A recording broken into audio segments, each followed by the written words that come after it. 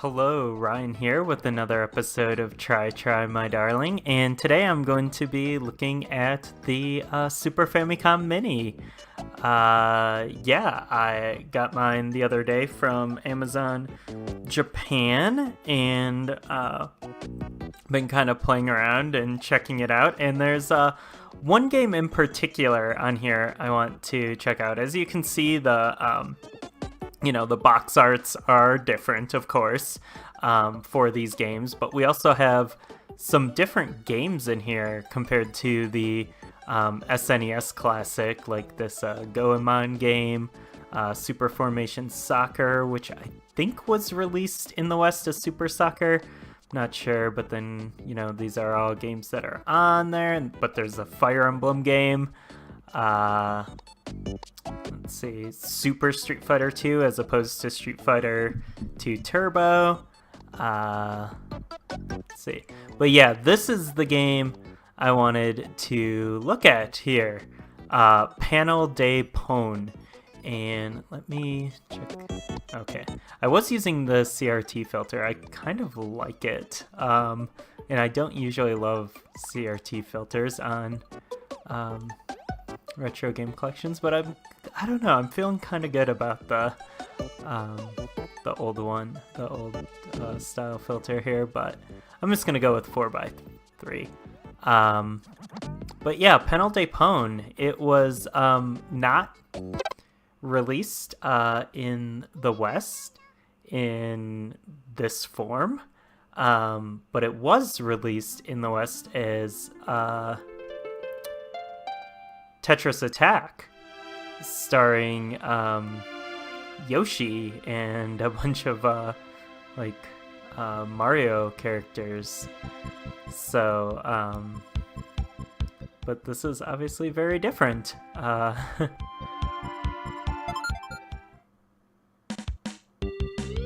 This music here is the same,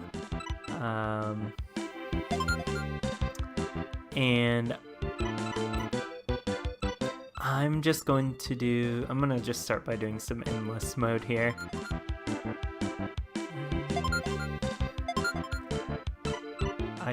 These are the Panel de Pon characters. They're like cute pixie women, I guess. I don't know. But yeah, it's pretty much completely the same as Tetris Attack, minus the Yoshi Mario references.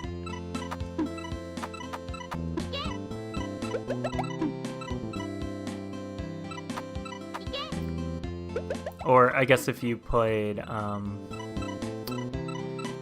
the Pokemon Puzzle League on N64 or Game Boy Color, or if you played Planet Puzzle League on the DS and DSiWare, but we have not seen a proper Panel de Pon in quite some time, which is kind of sad. These games rule.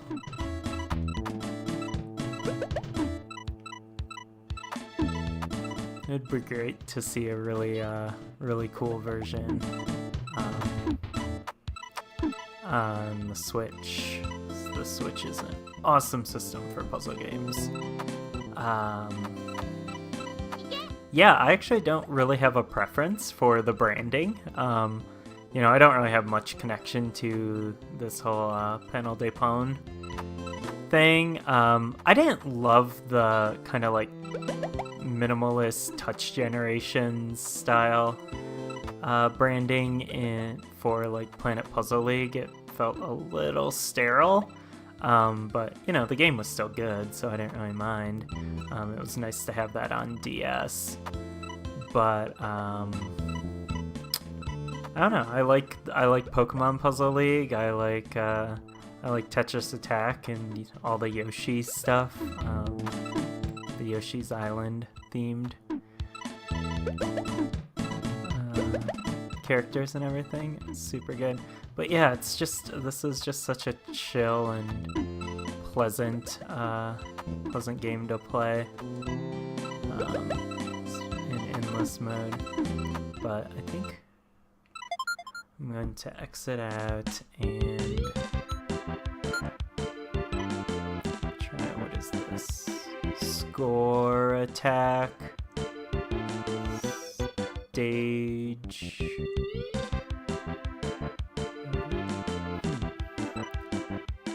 Puzzle and versus. What is this stage? Oh, is this where you battle the different computer characters?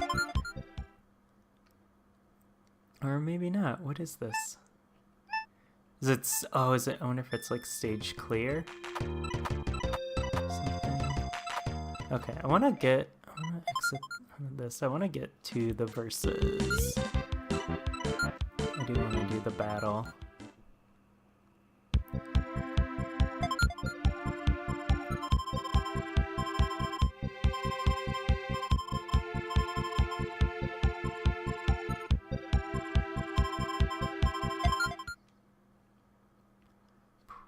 Probably safe to skip that. Yeah. Oh, these are cool. I love the kind of the art design.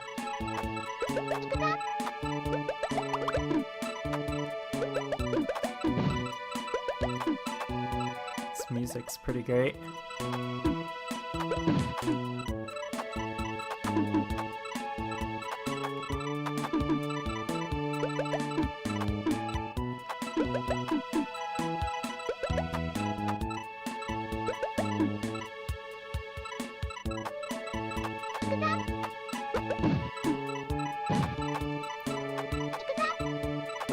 But yeah, competitive Panel de Pon gets pretty intense in any iteration. I remember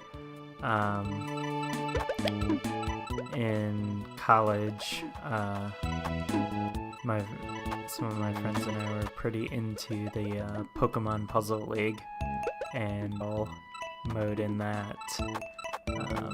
And there were some pretty heated battles.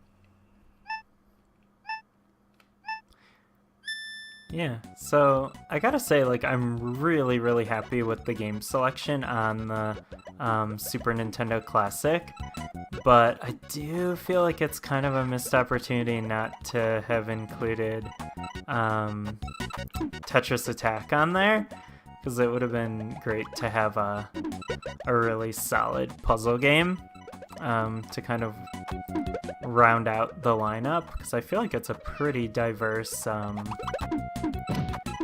lineup on the system in North America. I'm actually really surprised by how many RPGs there are on there, but yeah, it's a super solid lineup. Like, with, you know, there's fighting game, a couple of racing games, obviously platformers, a bunch of RPGs, some, like, you know, challenging action games, but there's not really a great puzzle game on there. I mean, maybe Kirby's Dream Course would count as that, but I don't know, it's a little different. Like, it's not a block puzzle game, but I guess maybe the Tetris name is what could have been an issue with getting that on there. And the licensing fees or something. I mean, we really haven't seen Tetris Attack re-released in any form ever, so that may have been the issue. But I don't know, it's a bummer. It is kind of cool seeing that, at least on the Japanese side, that they're still, like, you know, at least acknowledging this series. It gives me a little bit of hope that maybe we'll see another Panel de Pon, Tetris Attack, Pokemon Puzzle League, whatever, at some point in the future. Oh my goodness,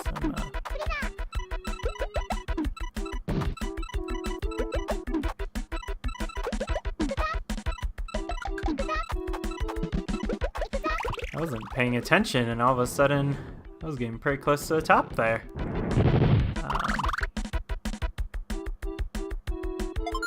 Yeah. This is it's good fun. This is a really great game. A lot of modes. Cool art. Let me just actually pop on that CRT filter for a sec here. I don't know, I'm feeling pretty good about the CRT filter. Let's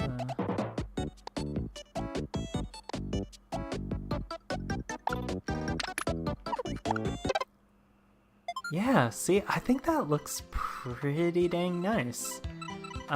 It's maybe slightly blurrier than I would have liked, but it really does kind of smooth out the sprites in what feels like a fairly natural way. Not like a gross coat of lube over them. Like, I don't know, it's kind of how I remember these games looking, even though, you know, it's not exactly it.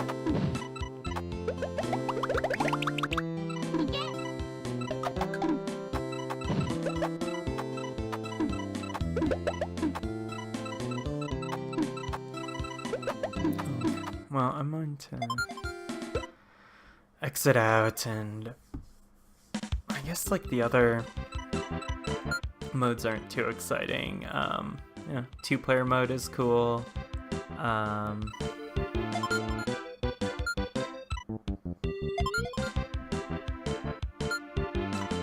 Yeah, but I think that, you know, I mean, endless mode is typically what I play in this game. So yeah, that's kind of my jam. But the versus mode's a lot of fun too. So yeah, that is Panel de Pon on the Super Famicom Classic Mini, which is a pretty cool piece of hardware with some really great games on it. So yeah, I guess that kind of wraps up this little mini episode here. So thank you for hanging out and checking this out.